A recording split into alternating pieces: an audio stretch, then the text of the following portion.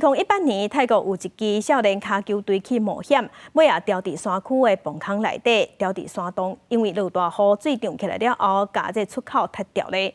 尾啊呢救援队是用18天的时间，才甲所有人拢救出来。不过过程中，嘛有造成2个救援人员不幸过往。即马泰国政府征收好势了后，开放当时的救援行动中心。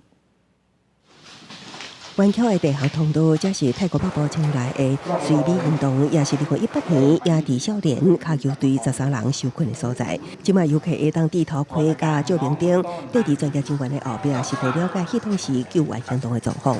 救援事件过了后，泰国政府拨款就7万泰铢征收水美运动所在的国家公园。即马国家进一步开放并河3号洞穴，互民众参观。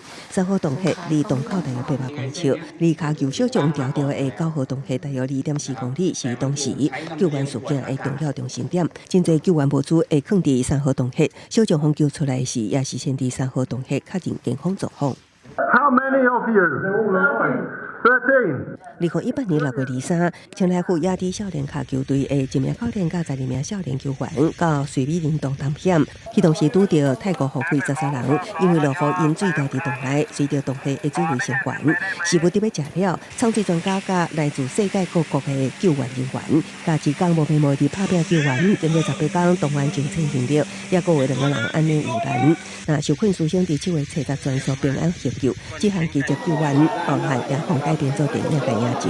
ถ้ำที่เขามีบันไดขึ้นมันก็ขึ้น 泰国国家公园局局长阿塔蓬表示，这套行程一早大约3点钟，一天只会开放2摆，一摆上限10人，民众需要提前7天向国家公园局报名。外国游客收费是1500泰铢，大约台票1342块。不过当局也提醒，雨季时水美运动会关起来，以免意外发生。公司新闻江文编译。